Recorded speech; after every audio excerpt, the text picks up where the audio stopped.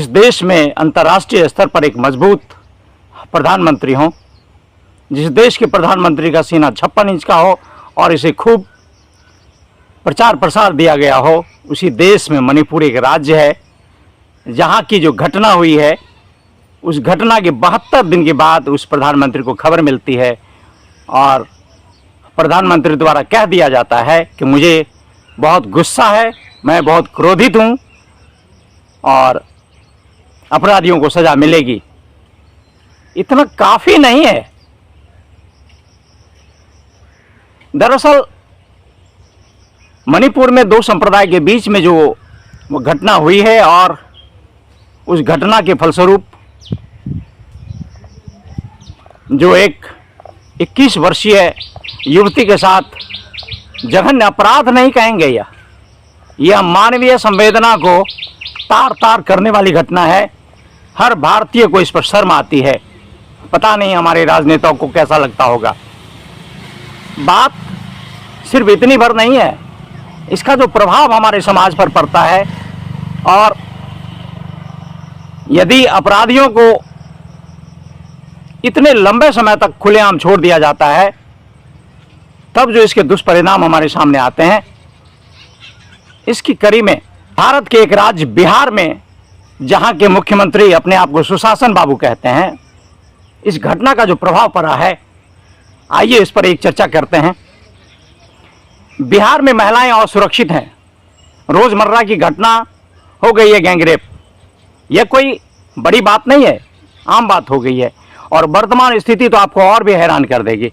बिहार में नीतीश कुमार की सरकार ने महिला उत्थान की दिशा में बड़ा काम किया है। सरकारी नौकरी में महिलाओं को 35% आरक्षण दिया है। इसके अलावा स्कूल कॉलेज में पढ़ने वाले बच्चियों को आर्थिक सहायता अलग से दी जाती है।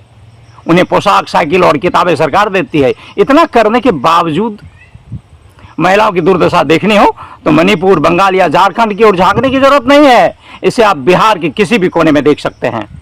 हालिया घटना बेगूसराय की है, जहां छात्रा को गांव वालों ने इसलिए नंगा करके पीटा कि उसने संगीत शिक्षक से शारीरिक संबंध बनाए।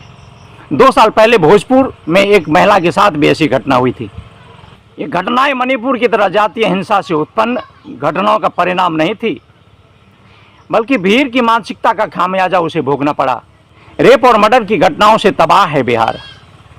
इस साल अप्रैल से अब तक की कुछ घटनाओं पर नजर डालें तो बात समझ में आ जाएगी कि मणिपुर की घटना पर बिहार के सत्ताधारी दलों के नेताओं को बोलने का कोई नैतिक अधिकार नहीं है। पूर्णिया जिले के डगरवा में 7 अप्रैल 2023 को 10 साल की एक बच्ची के साथ 26 साल के दिलखुश जर्रा ने दुष्कर्म की घटना को अंजाम दिया। घटना उस वक्त हुई जब बच्ची अपनी सहेलियों के साथ खेल रही थी। वैश्य ने बालू फेंककर बाकी बच्चियों को भगा दिया। अकेला पाकर उस बच्ची को उठाकर खेत में ले गया। वहां उसके साथ कुकृत्य तो किया ही, खून खौलता है। बच्ची अपने साथ हुई घटना के बारे में किसी को बता पाती इसके पहले दरिंदा भाग निकला। अप्रैल 2023 में ही 27 तारीख को मुजफ्फरपुर के मुसहरी में 17 साल की किशोरी के साथ दुष्कर्म की घटना हुई। अनिल कुमार और 2 अन्य साथियों ने बारी बारी से उसके साथ दुष्कर्म किया। किसी काम से किशोरी घर से बाहर निकली तो तीनों ने उसे पकड़ लिया, फिर मुंह पर कपड़ा बांध के उसे सुनसान जगह पर ले जाने लगे। इसके साथ गैंग रेप तो हुआ ही, दरिंदों ने उसका वीडियो भी बना लिया। वीडियो वायरल होने के बाद बात पुलिस तक पहुंची, तब केस दर्ज हो पाया। 1 मई को बांका के बौंसी में फिर एक नाबालिग लड़की दरिंदों का शिकार बनी। सुनील यादव 28 और मंगरा यादव 26 ने उसके साथ दरिंदगी की। दोनों छोकरे पीने का पानी मांगने के बहाने घर में घुस आए, फिर लड़की को उठाकर सुनसान जगह पर ले गए। गैंगरेप तो किया ही, लड़की की जुबान न खोलने की हिदायत भी दी। गैंगरेप करना, उसका वीडियो बनाना, फिर उसे वायरल करना तो बिहार में आम बात है। इससे भी अधिक क्रूरता की मिसाल दरिंदे लगातार पेश करते रहे हैं। लड़कियों को मार डाल रहे हैं। वैशाली जिले की घटना को ही लीजिए। एक किशोरी को रात में दरवाजे पर दस्तक सुनाई पड़ी। घर के लोग सोए थे, उसने दरवाजा खोल दिया, तभी घात लगाए 9 लड़कों ने उस पर झपट्टा मारा। मुंह दबाकर घर से थोड़ी दूर सुनसान जगह पर ले गए, फिर बारी बारी से उसका मुंह काला किया। लड़कों को पीड़िता पहचानते थे, इसलिए दरिंदों ने उसे जहर पिला दिया। 31 मई को सासाराम की चुटिया में एक किशोरी के साथ अखिलेश यादव, श्री राम यादव और उपेंद्र यादव ने दरिंदगी की। लड़की दुकान से सामान लेने निकली थी। अखिलेश यादव से उसकी पहले से पहचान थी। उसके कहने पर वह उसकी बाइक पर सवार हो गई। अखिलेश के 2 और साथी रास्ते में मिले। तीनों ने न सिर्फ गैंगरेप किया बल्कि उसकी वीडियोग्राफी भी की। बांका के कटोरिया में विनय कुमार नाम के युवक ने एक नाबालिग के साथ पहले रेप किया। जब उसने राज खोलने की धमकी दी तो उसे पीटा। बात उजागर होने पर भय से उस लड़के का गला रेत दिया। 21 मई 2023 में दरभंगा में 3 लड़कों ने एक छात्रा के साथ गैंगरेप किया। कोचिंग के लिए निकली छात्रा को परिचित 2 लड़कों ने बाइक पर बिठा लिया, उसे लहरियासराय ले गए और एक होटल में उसके साथ दरिंदगी की। वहाँ भी उसका मन नहीं भरा तो लड़की को घर छोड़ने के बहाने दरभंगा स्टेशन पर ले गए और दरभंगा की ट्रेन पर सवार तो हुए, पर उनमें से एक समस्तीपुर में उतर गया। वहाँ पहले से स्कॉर्पियो लेकर 3-4 लोग पहुँचे थे। उन सबों ने उसके साथ दरिंदगी की। इतना ही नहीं, लड़की के विरोध करने पर उसे नशे का इंजेक्शन लगा दिया गया। वह बेहोश हो गई। जब उसे होश आया तो उसने खुद को मधुबनी के किसी एक घर में पाया।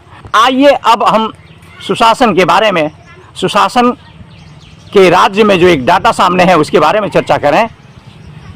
सोशल क्राइम रिकॉर्ड ब्यूरो के आंकड़े बताते हैं कि साल 2021 में देश भर में बलात्कार के कुछ 31,677 मामले दर्ज किए गए। रेप के मामले में 6,337 केस के साथ राजस्थान पहले नंबर पर रहा। दूसरे नंबर पर मध्य प्रदेश और तीसरे नंबर पर उत्तर प्रदेश थे। बिहार की बात करें तो साल 2021 में बिहार में रेप से जुड़े 786 मामले दर्ज हुए थे। रेप के मामले में बिहार देश का 13वें स्थान पर है। हालांकि रेप के ज़्यादातर मामले लोकलाज के कारण पुलिस तक नहीं पहुंच पाते। साल 2020 में महिलाओं के खिलाफ अपराध में 3,71,503 मामले दर्ज हुए थे, जो साल 2021 में 4,28,278 हो गए। यानी महिलाओं के प्रति अपराध के मामले में 15.3% की बढ़ोतरी हुई है। अब सवाल हमारे रहनुमाओं से है, अब सवाल हमारे राजनेताओं से है, अब सवाल हमारे प्रशासन से है, कहाँ है हमारा सुशासन? इस तरह की घटना हमारे समाज को बर्बाद कर देगी। इस तरह की खबरों के लिए आप हमारे चैनल आईना सच बोलेगा को सब्सक्राइब कर लें और ये खबर आपको कैसी लगती हैं इसे लाइक कमेंट के द्वारा अवश्य सूचित करें। बहुत बहुत धन्यवाद। जय हिंद, वंदे मातरम।